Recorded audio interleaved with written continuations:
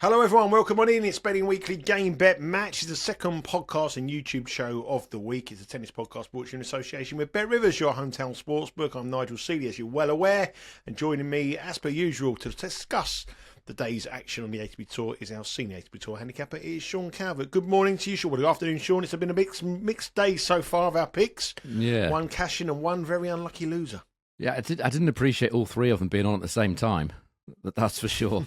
It's testing my number of screens, that was. Nice easy winner with Struff, 2-1, I think, thereabouts, wasn't he? To win the opening set against Dimitrov. He was horrible in that first set, Dimitrov, 6-2 to Struff. So that one went nicely as I'd hoped. Very unlucky in the Greek Sport one as well, which was on my secondary TV. There was only one break point in the opening set, and that only came about from Greek Sport's ineptitude from 30-15 up. He hit a double fault, then he hit a smash from about a foot away from the net. He somehow managed to net it, which brought about a break point, and then Stricker took that one break point. That was the only break point in the set. So that was unlucky, and Shapovalov was in play at the minute. He seems to be having one of his good days, but still a terrible price on Shapovalov, that was.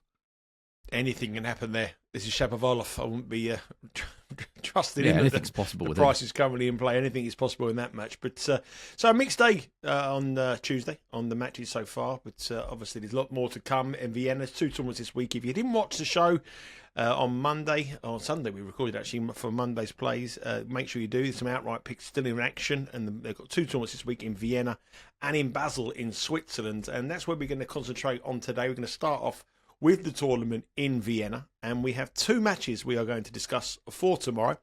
The first match we're going to discuss is Khachanov. In form, Khachanov won the tournament last week.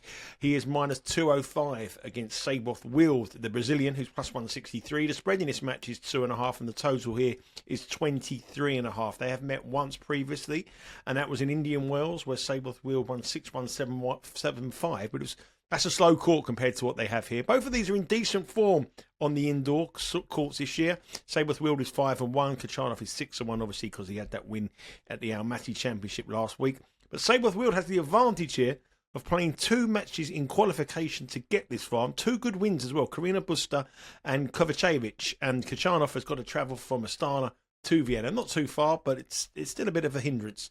Khachanov has been popular for us in the last few weeks. We didn't get him last week, but he has been a popular selection. Do you think he's worth it here at minus 205? It's another one of these trends, isn't it, of backing outrights that win about 2 weeks before they actually win, which is anyone that's followed me over the years will probably know. Oh, Sean backed that last week. I'll back him this week, because that tends to happen. It's exactly the same thing that's happened on the WTA Tour this year as well with Rory. Exactly the same thing. It always happens on these outrights for some reason. You're picking the right guy. You're thinking, with Khachanov, I was thinking he's bound to come back to form soon, but he didn't do it soon enough. He took up another sort of couple of weeks to do it, but that's what happens on the outrights, isn't it? I think Seyboth's got a good chance here. He's been playing some extremely strong hard court tennis lately. As you said, he's come through qualies, so he'll obviously have a better feel for conditions than Khachanov, who's coming from altitude in Almaty. It's not a million miles away, but it's still very different conditions. Presumably different balls, certainly a different altitude. If we look at what Seyboth's done indoors so far, 6 matches he's played on this little indoor swing thus far, and his service points won and return points won total is 108. 90% holds of serve, winning 78% of his first serve points and hitting 0.74 aces per game. Now, if you have a player that has those sort of stats, he should be odds on or about even money to go, set one overs or whatever. But I think he's still a little bit under the radar, Seyboth will. The layers are still maybe thinking, he's a bit of a clay guy, slow court guy. Not the case, really. If we compare those stats with what Khachanov's done so far indoors, 78% first serve points won for Khachanov, which is exactly the same as Seyboth.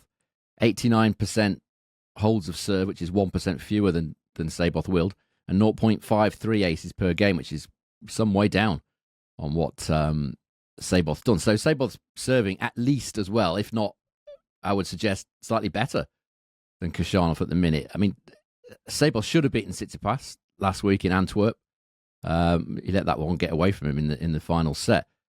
As you said, he beat Khachanov at Indian Wells in March. It was slow conditions, as you rightly say, but he's still won 87% of his first serve points in conditions that are slow. So that's, it's a huge amount of first serve points to be winning on a court like that in Indian Wells. If we look at what Seyboth's done in his last 9 opening sets on hard courts at main level, 5 of them, so over 50%, have gone over 10.5 games in set 1. So I think you know where I'm going here. Bet Rivers are offering plus 175, 2.75 about this opening set between these two very strong servers going over 10.5 games. So that's definitely the play for me. You could also go Seyboth will to win the first set if you're thinking along the lines of him having the advantage of the qualies and Khachanov coming a bit cold from Almaty. So either or, but I think that the better value is the one that I've suggested. Yeah, over 10.5 games. I was there last year in Vienna, and it's a very, very fast court. Very quick conditions there. Similar speed this year, and nothing you've seen from the first round suggests otherwise? I mean, the court never looks to me that quick, but the statistics suggest that it is. And I'm happy to go with the stats over, the naked eye. Some players have said it was slow. I can't remember who it was. It might have been Berrettini, but he still won an absolute ton of first serve points on it. So you can certainly, if you've got a big serve, you're not going to have too many problems indoors if you're serving well. So yeah, when the rallies develop, maybe a little bit different. But if you've got a big serve attacking game like both Khachanov and Seyboth will have, then in these conditions you should be able to rack up a lot of holds of serve and first serve points won. 29 different markets available on this match on the Bet Rivers website and on the app. And the match starts at 9:20 a.m. Eastern Time. So a little bit later than usual on the European Tour, 9:20 Eastern Time. But over 10.5 is Sean's pick. Remember, the action starts at 8 o'clock tomorrow morning. And including tomorrow, we have a bet already on the Nakashima-Tommy Paul match, where Sean has gone for Nakashima to win that match. That was from Sunday's show as well. So we got that bally as well. Make sure if you haven't already bet it there, you've got till 9:20 a.m. tomorrow. And if you do have a bet on the Bet Rivers website or the app, you'll be able to bet live and watch live. You'll be able to live stream these matches as well. We do have a bet on, or we have the next match we're going to discuss. It's the first match on court tomorrow. It's Grigor Dimitrov against Zhang. Dimitrov obviously is another player who did well last week. He got to the final of the tournament was it Antwerp he got to the final of, or was it Dimitrov, Stockholm. Stockholm, got to the final of Stockholm. And he's a heavy favourite here against Zhang. Zhang just ranked inside the top 50 in the world. Dimitrov obviously needs points to get into the race for Turin. It's a big week for him. And no surprise, Bet Rivers aren't taking any chances at -$4 about Dimitrov here. Zhang is $3, the spread is 3.5, and the total is 22.5. Dimitrov spoke quite candidly in his after match press conference, where about his struggles with mental health issues and various different problems he's having at the moment. So that might be a concern if you're taking the $4. But it did see him get to the final last week, but he just fell short in that final. -$4 here. He's travelled back. He's got the incentive for the Turin win, but been a long season with Dimitrov. Played a lot of tennis. It's been a long season for all of us, hasn't it? It's still going on. I'll talk about that a bit more when we go over to Basel. Another player's complaining about how long the season is, and rightly so. It is way too long.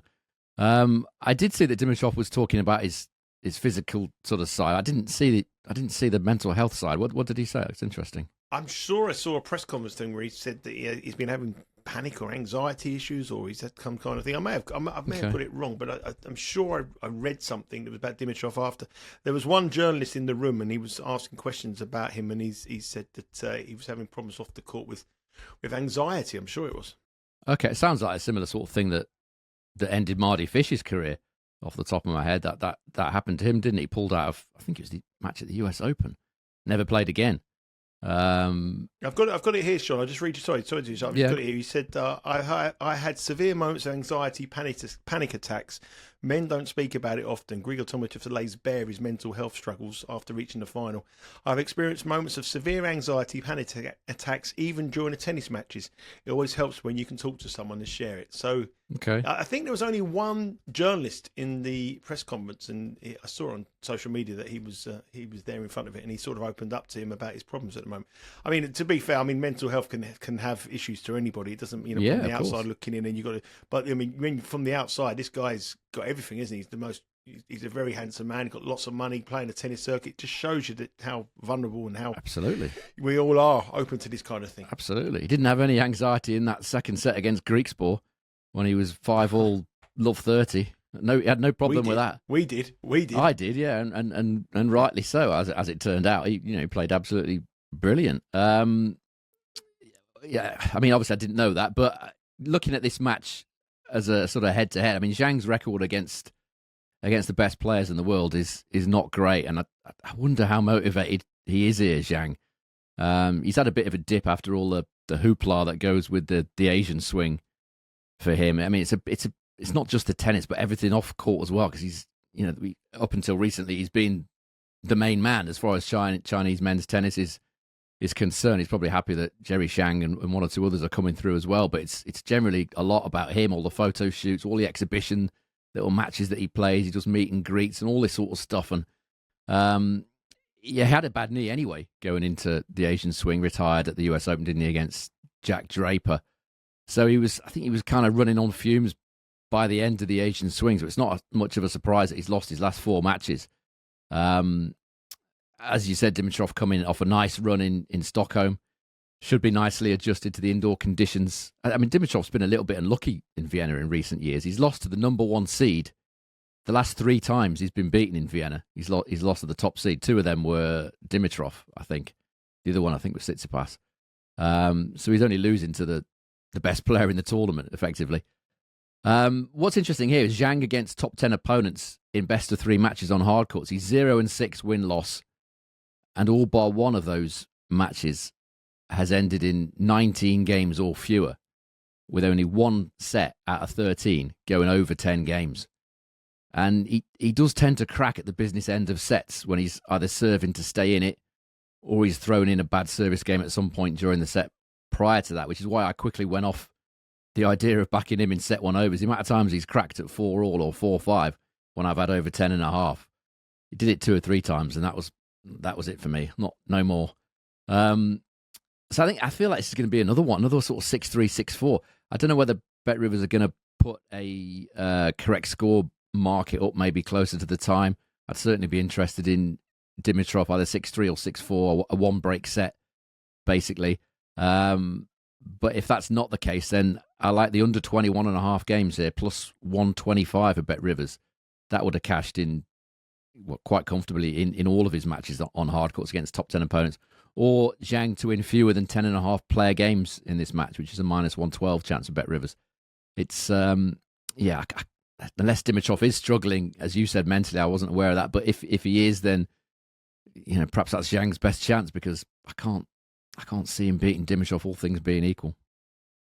There has been money for Dimitrov all day. He's starting around about minus $3.50 now into minus $4 and contracting in price as we go on. So the problems he had in his press conference don't seem to be putting off the bettors. The bettors want to be with Grigor Dimitrov. Obviously, he's got the incentive to play for Turin. We touched on that. Yeah, it may not be as big an incentive as there, but certainly wants to get the money there. And Zhang here, after what has been a very testing time of the year, we expect Dimitrov to win this fairly comfortably. And the best angle here is the under 21.5 games. If you look at the graphic, it says 22.5. But Bet Rivers do have an option to move. I moved it down. Yeah, sorry. You can use 21, you can use 20, you can use 19, whatever you want to do. You can get a different price that the Bet Rivers will bettors and the best Bet Rivers tennis compilers will offer you. Let's move across now from Vienna to Basel, where we have a couple of matches there as well. Just before I go, was that an official pick, that one, Sean? No, the only official pick I'm taking is in Vienna is the Seyboth Wild one, the over games in that one. Okay. So that one is a lean. So Seyboth Wild is the only one, the first set overs. Let's move on to the 2 matches we are going to discuss here in Basel. We're going to start off with Jiri Lehecka up against Pedro Martinez. Lehecka is an extremely short price at minus 560. Lehecka is $4, spread 4.5 total, quite low at 20.5 here.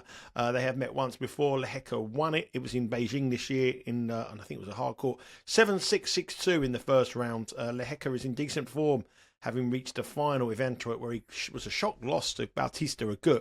But Martinez is in decent form as well. He got to the Valencia Challenger final. Presuming that's on clay. I don't know if it's on clay. Yeah, he won it, didn't he? Yeah, he won it. Yeah, but it is on clay, now he's got to go. Yeah. Yeah, he's going to. Then he got to the first round in Stockholm where he got beat by Laszlo Jiri. He had 2 days, I think, to prepare for that after the clay final. He had 2 days to be playing on indoor hard in Stockholm, so perhaps not surprised that he lost in the first round. So judging by Sean's given the excuses for Pedro Martinez, I'm gathering we're trying to get with the Spaniard here at some way. If you look at the order of play time, this match starts at 8:40 a.m. tomorrow morning, with the order of play in Switzerland beginning at 8 o'clock Eastern time. Yeah, I mean, these aren't the best matches I've ever done on this show, I have to say. It's what we've got for tomorrow, isn't it? Some of them, we even talked about the show on Sunday, didn't we? There's one at least still to play on Wednesday. So we've got what we've got. And on this one, I just feel like it could be slightly tougher for Lehecka after a very hard week in Antwerp. Perhaps harder than the odds suggest anyway. I mean, minus 560 this stage of the season. The reason I didn't take Lehecka on the outright last week is because when I watched him in Shanghai, we took him in Shanghai, I think, didn't we, to win the quarter. And he lost to Rune. He looked very much unfit. I think it was a quad or thigh problem that he had in that match against Holger Rune. That put me off him in Antwerp. As it happens, quite fortunate because I probably would have had him to win it, and then he lost in the final as a heavy favourite to Bautista Agut. But on top of that issue that he had in Shanghai, he's obviously had that long week in Antwerp. As I said a minute ago, Martinez was easily dismissed last week by Laszlo Jiri, but he'd only just won that clay challenger 2 days before, so very little time to prepare, probably tired. An obvious excuse there. But I mean, Martinez can be a real pest if he's got the energy. He took a set off Mensik in Shanghai in quick conditions. He beat Vukic in Chengdu in quick conditions. Vukic's gone on to play well again last few weeks, so he was in form. Martinez beat him. Took Lehecka to a set 1 tiebreak in Beijing on an outdoor hard court. It just feels like it might take Lehecka a little while to get going after all his efforts in Antwerp. And a long set 1 does look like the best option if you are betting in this match rather than taking this minus 560. 10 of Martinez's last 15 opening sets, that's 67%, have gone over 9.5 games. That's on hard courts, by the way, not clay. So on hard courts, they've gone over, the vast majority have gone over 9.5. And Bet Rivers are going plus money, plus 106, that this one goes over 9.5. So if you're betting in this match, I wouldn't bother with the minus 560. I'd go with this set 1 overs. Plus 106 at Bet Rivers, over 9.5. Yeah, nice bet that, over 9.5 in set 1. Lehecka and Martinez at plus money, 9.5. Does seem a little bit of value. Both two players in form as well. Let's move on to the second match. And this match features our tournament winner pick, Hugo Humbert. He's up against David Goffin. I mean, David Goffin is a very, very tough opponent. He's rolling back the years. Very frustrating playing David Goffin. I watched the Hugo Humbert match yesterday, and I tell you what, Sean, he was very lucky. He was in a weird mood, wasn't he? He's like all this sort of maniacal cackling that he was doing. There was something weird going on there. I was worried at one stage. I thought this is ridiculous, and it reminded me of that terrible day at Queen's Club. Oh. When we're sitting and watching him, when we bet him before the winter tournament. You mentioned this about 5 times a year, don't you? I know, I've got to make it 6 times a year. Still, I can't get over it. I mean, and every time I bet this guy to win a tournament, he always has a nightmare against someone he should be beating very easily. Ryan Penniston that day, was wasn't Ryan Pettersson, and I thought yesterday it was going to be the young Swiss lad who. He played great though. He played brilliant. He did play well. So if you didn't watch it, it was Hugo Humbert played a young player called Jerome Kim, yep. And Swiss guy. He's only 21, and he gave Humbert some big problems. But Humbert survived, and sometimes when you're going on to win a tournament, you need to survive a scare in round 1 to get better, and that's what we're hoping here. He's up against an old foe in David Goffin, who's just wily old character, and he leads 2-1 in the heads-to-heads. They met this year in the Australian Open, where Hugo Humbert won in 4 sets, won 6-3 in the third. They also played at Wimbledon back in 2022, which Goffin won as well in 4 sets. So there has been matches between these two that have been quite long in total, on the totals. Goffin got beat by Van der Sandschulp in the qualifying here, but he got a place as a lucky loser, and he beat Arnaldi in round 1. And he's come to the quarterfinals in Shanghai, where he has some big wins. He beat Alexander Zverev, he beat Giron, he beat Mazzetti, Duckworth as well, and then he lost to Taylor Fritz in the quarterfinals. And he also did well at the US Open as well, got the 3rd round. Humbert, we know all about him. We know he's got the talent. We know he's got the serve. But has he got it between the eyes. That's the one concern I have with the Frenchman here. But Humbert is minus 278, Goffin is 215, spread 3.5, and total is 22.5 with Bet Rivers. What do you think of this one? I'm hoping that Humbert's going to be a bit more serious in this match. It was very odd. If you didn't see it, Humbert against Kim. Kim was playing great. You know, he's got a lot of good weapons, big serve, big forehand. He's a good player. You know, once the draw was complete and I saw he'd got Kim, I wasn't particularly happy about that and obviously he's a home player. They obviously play above themselves, no pressure. He's gone out and he's had a swing, and it was very, very close, wasn't it? It didn't seem like it though from Humbert's attitude. He was making these little jokes with his team and sort of laughing and stuff. I've never seen him do that before. It was very odd. I'm not sure what was going on there, but this could be a good situation for David Goffin because he's a lucky loser, no pressure, nothing to lose. Not expected to win this match. He's got that new baby bounce that I talked about a couple of weeks ago. So you know, new dad. So it could be a decent situation for him. Humbert's another one who's complaining about the schedule after that round one win against Kim. I mean, he was like I say, he was giggling during the match and sort of very peculiar. And then he came off and obviously didn't carry on with that mood because he said, and I quote, "I think it's absurd. The season is too long. There is no other sport where you only have 1 month off a year." I mean, he's not wrong. He's not wrong at all. It is absolutely ridiculous. But there you go. That's a little bit off-putting because I don't know whether he's suggesting that he's tired or what. I don't know. He was in a very strange mood anyway. But if we look at what Humbert has done on indoor hard, what he did on indoor hard this time last year, 6 of his first 7 matches that he played in this indoor swing this time last year, they all went over. Way over, most of them, the 22.5 games mark. And all of his last 5 matches that he's played at this tournament in Basel have gone over 22.5. Most of them a long way over. So, and looking at what he's done, Humbert, in Basel, it's not a real surprise that a lot of them have gone over because he's held serve 88% of the time.